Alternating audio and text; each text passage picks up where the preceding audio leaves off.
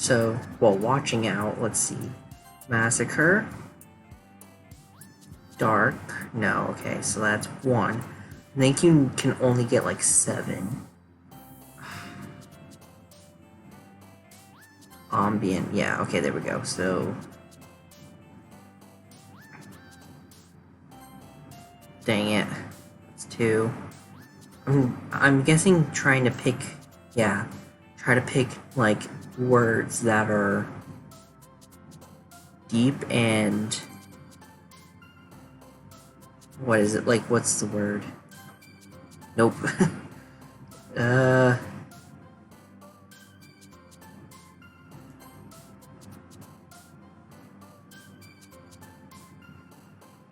Like, the way that she, like, if we were reading her poems last time, we would want to try to choose words that are big and confusing.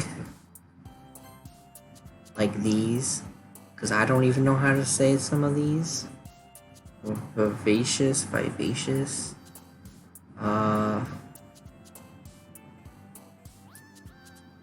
Depression? No, dang it. That's 4.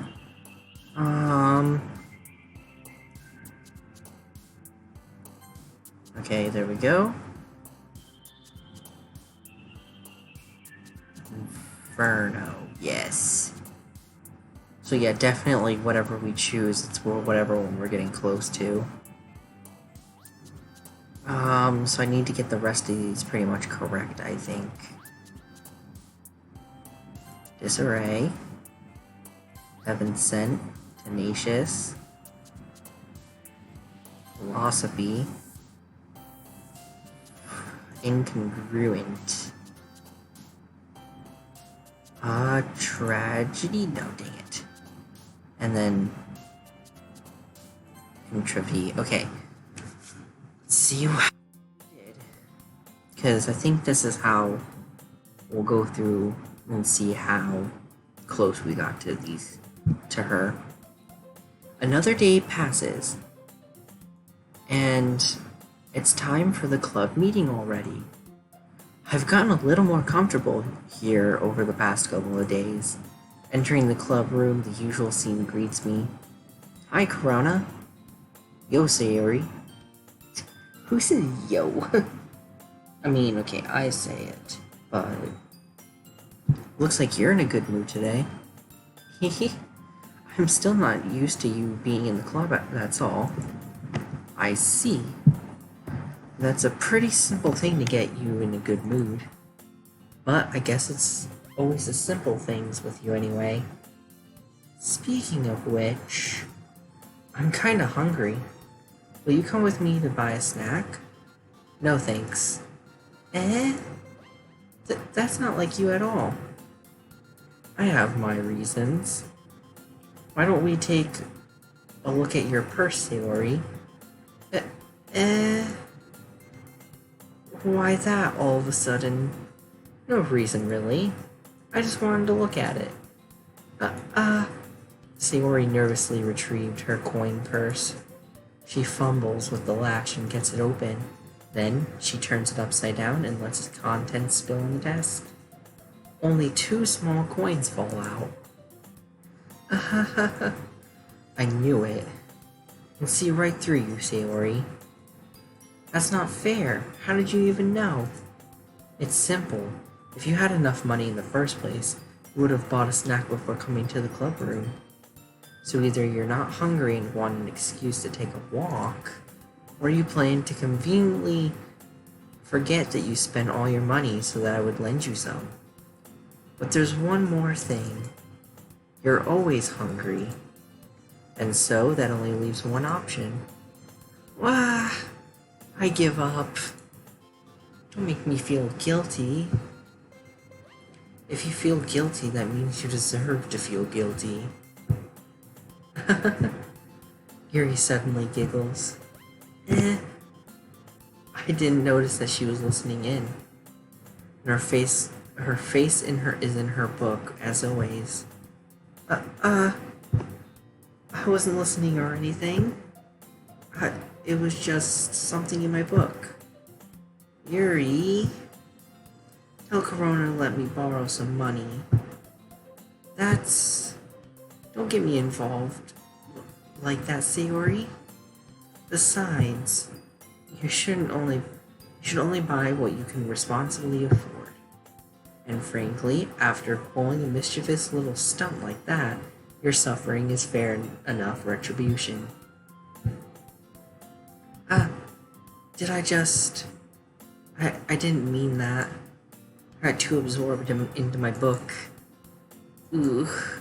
I really like when you speak your mind, Yuri. It doesn't happen much, but it's a fun side of you. There's no way you could think that. You were right, though.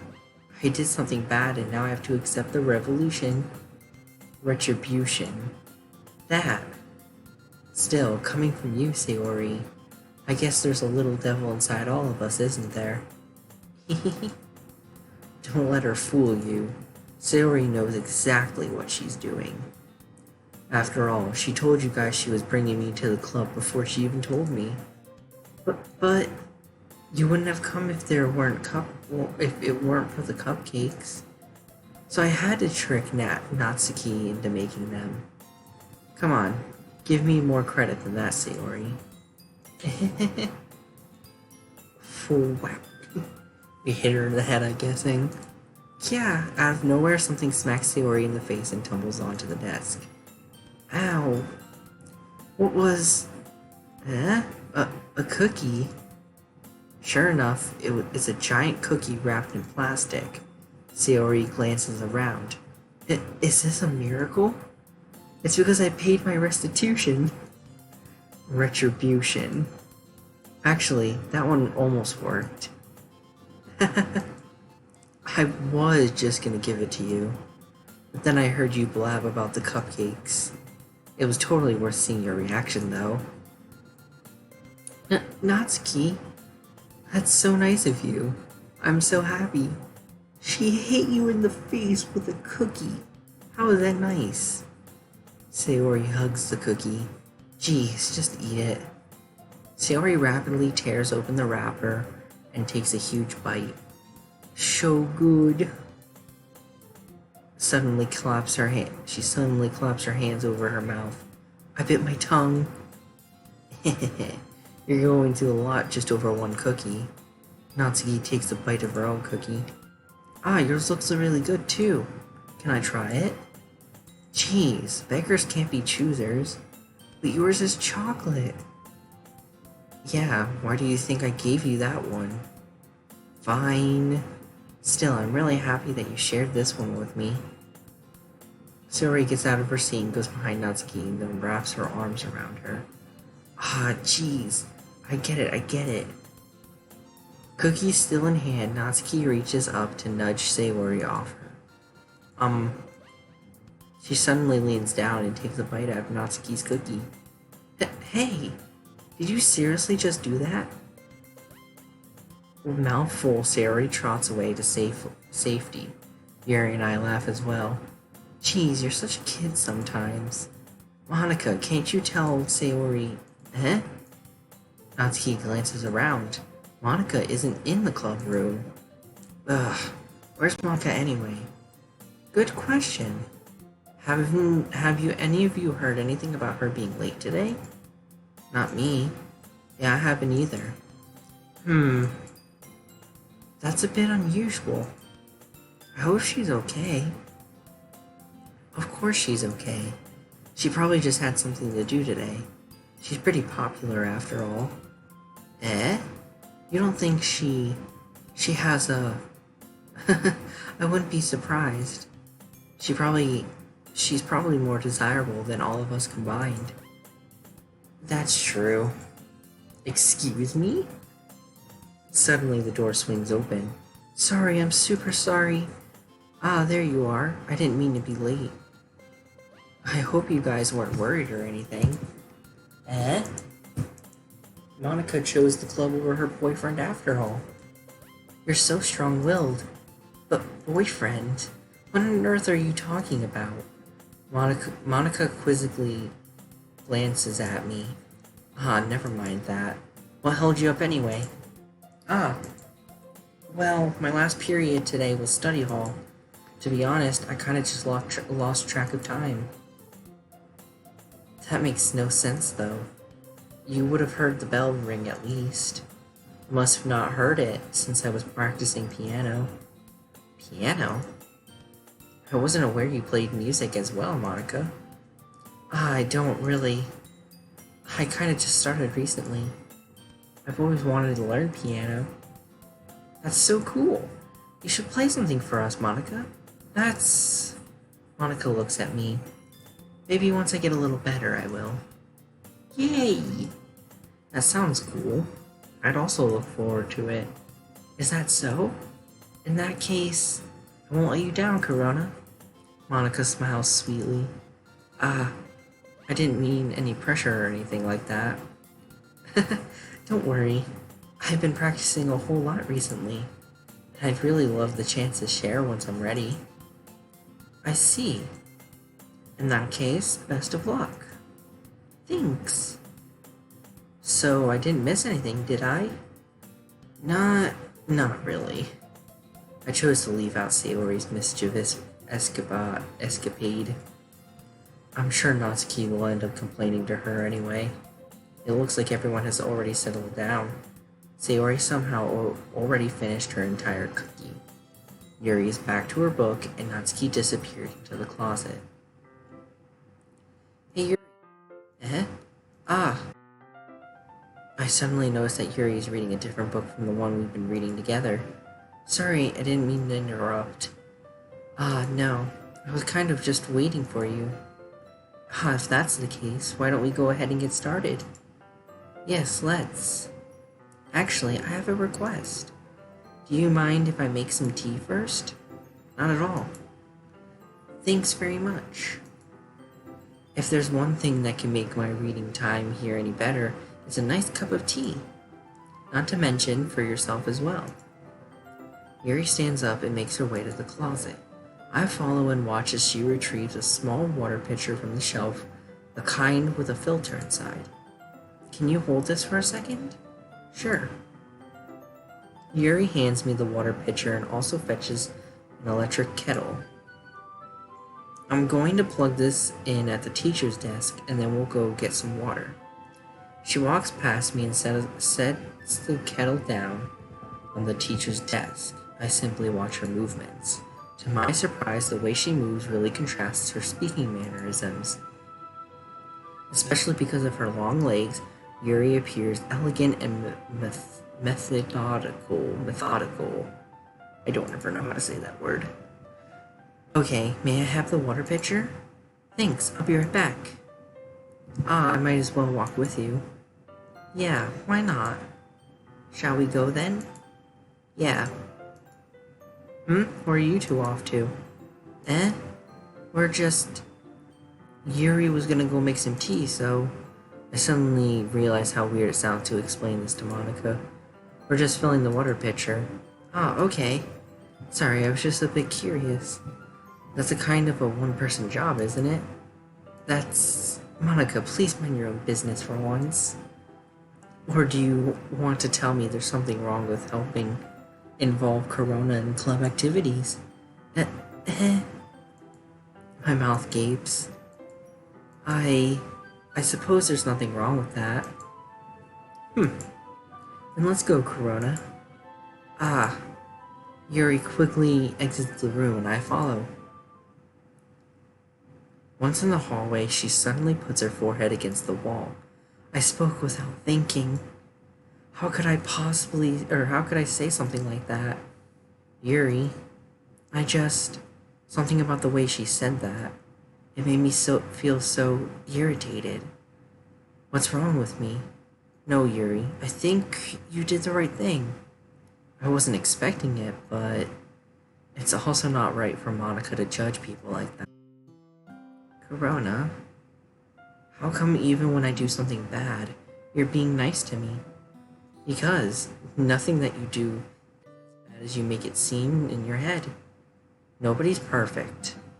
We have emotions and we can't always hide them away. But you always amplify things in your head. Your mind turns a light rain shower into a hurricane. Ah, no. Wouldn't you hate me for something as terrible as that? Why would I hate you? I can't hate for someone for having emotions. What kind of friend would do that? Friend, you say? Ah, Yuri lifts her head. Corona, I really like being friends with you. Thanks, Yuri. I like being friends with you too. I feel kind of awkward saying something like that, but I'm doing my best to help Yuri feel better. Anyway, yeah, shall we go? Yeah. Yuri and I walked to the nearest water fountain. Once we filled the water pitcher, we returned to the classroom. Corona, do you like long tea? Yeah, anything is fine. Very well. Yuri sets the temperature of the kettle to 200 degrees. Now it's time to get the teapot. You really do this properly, don't you? Of course. I shouldn't do anything less when I'm making tea for others. Even if I'm not an expert on tea or anything. Or even if you're not an expert on tea or anything. If that's the case, you'll only be getting more impressed. Perhaps I will. Yuri fetches the teapot and begins measuring the tea leaves. To my surprise, she even starts humming a little to herself. You must be in a good mood now. Is that so? I was letting it show. And you noticed. I was doing a bit of thinking, and I decided that I would try to expressing myself a little more. It turns out it's very hard for me to do. When it's you who's around anyway. That's great, Yuri. Just don't push yourself too much. You're always worrying about me, Corona.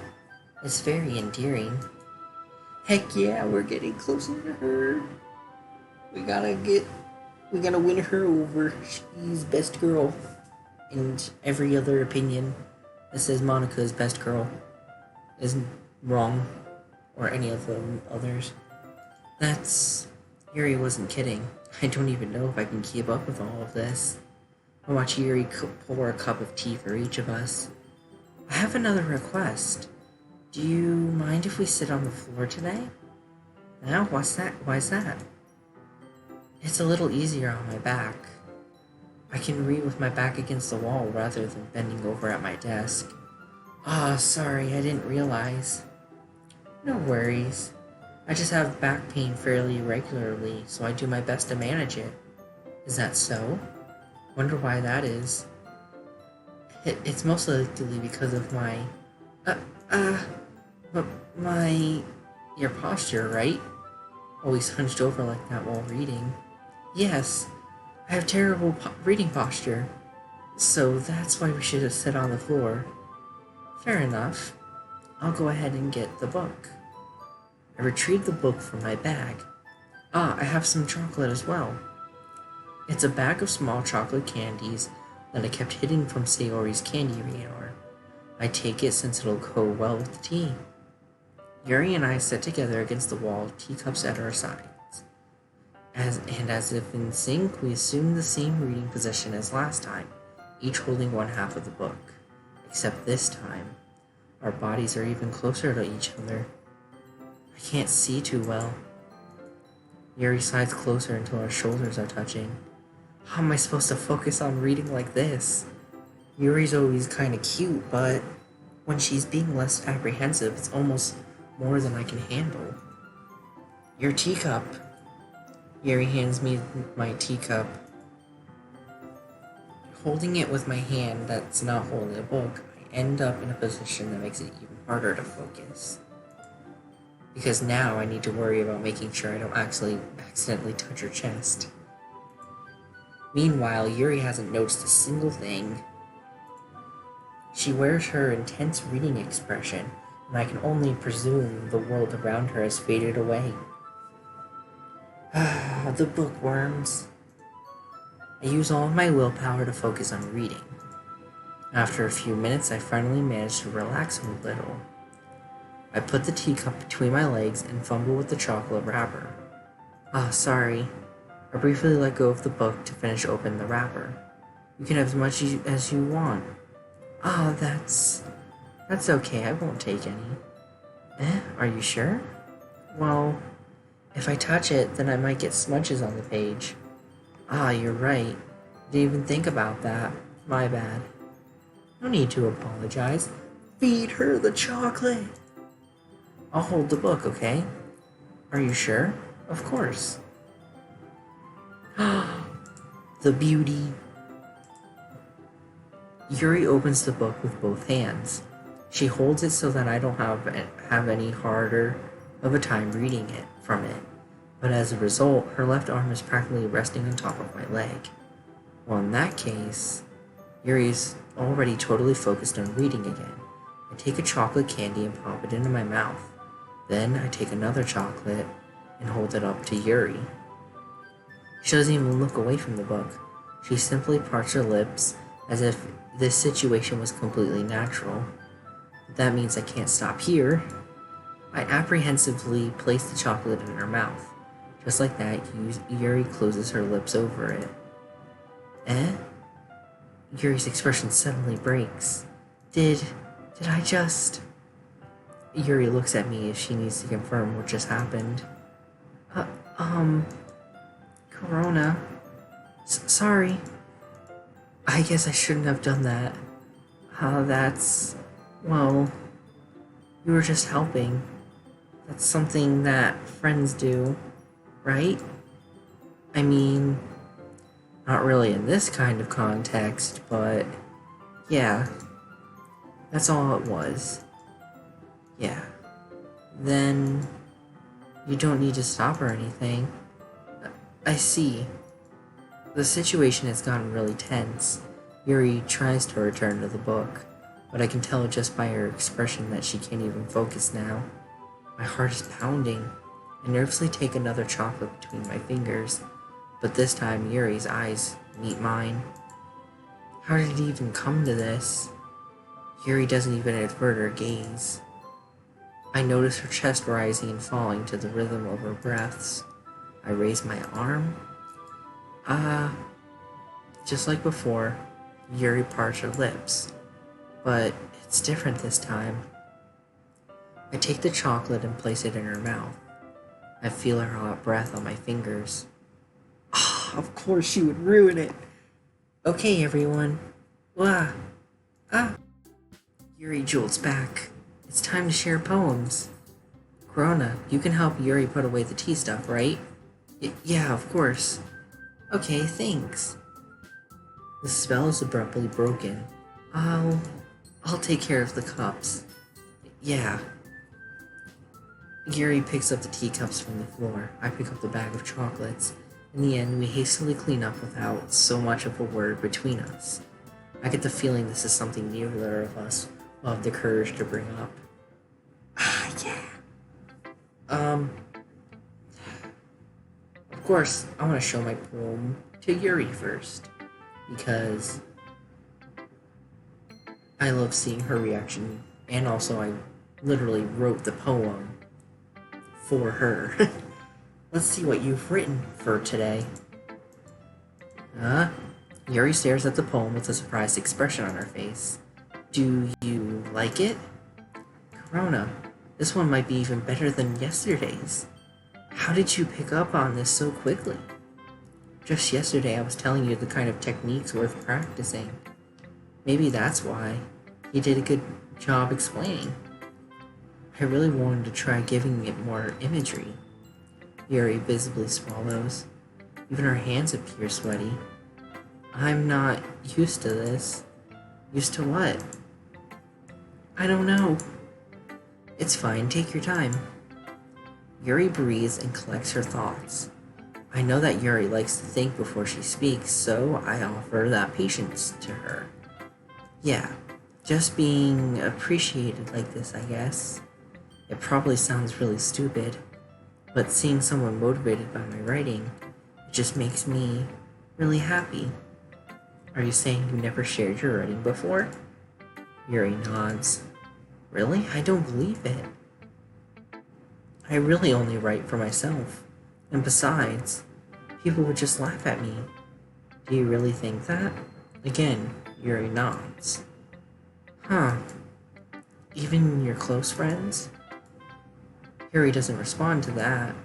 I wonder why. Anyway, do you want to share the poem you wrote today? Yeah, I do. If it's with you. Yeah! Ooh, this one's longer than the last one. Alright, let's see if I can read.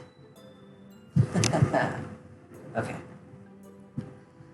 The raccoon. It happened in the dead of night while I was slicing bread for a guilty snack. My attention was caught by the scuttering of a raccoon outside my window. That was, I believe, the first time I noticed my strange tendencies as an unordinary human. I gave the raccoon a piece of bread, my subconscious well aware of the consequences, well aware that a raccoon that is fed will always come back for more. The enticing beauty of my cutting knife was a symptom. The bread, my hungry curiosity, the raccoon an urge. The moon I can't read cursive half the time. Increments its phase and reflects that much more light off my cutting knife. The very same light that glistens in the eyes of my raccoon friend. I slice the bread fresh and soft, the raccoon becomes excited. Or perhaps I'm merely projecting my emotions onto the newly satisfied animal. The raccoon has taken to following me. You could say that we've gotten quite used to each other. The raccoon becomes hungry more and more frequently, so my bread is always handy. Every time I brandish my cutting knife, the raccoon shows me his excitement. A rush of blood, classic Pavlovian conditioning. I slice the bread and I feed myself again.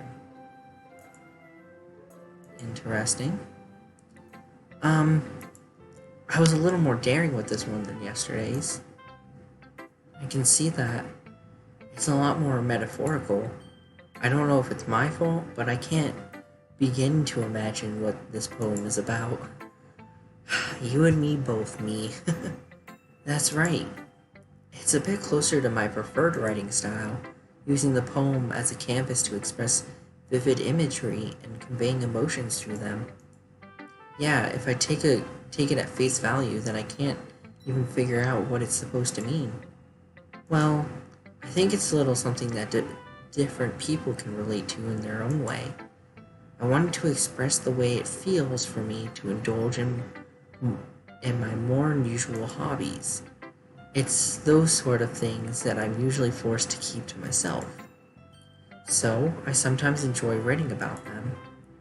Why do you keep them to yourself? Because they're embarrassing, and people would make fun of me.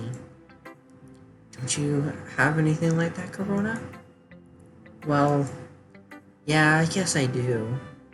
I feel like everyone has a little something like that. The best we can do is respect each other and our individualities. Even if it's difficult sometimes and some things make us uncomfortable. After all, I hadn't learned to embrace my own weirdness. I would probably hate myself.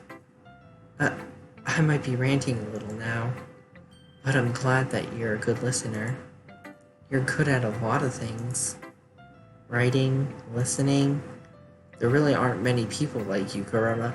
I love how she says you're good at a lot of things and only lists to. That's exaggerating a little. It's just how I feel. I never thought I would feel so comfortable sharing my writing, but now I almost feel like I look forward to it. It's just a really nice feeling, and you're to thank for that. It's nothing really. Yuri smiles sincerely at me. For a moment, her timidness seems to disappear. Yeah! We're getting closer to her, and I love it. But from what I've heard, this won't last very long.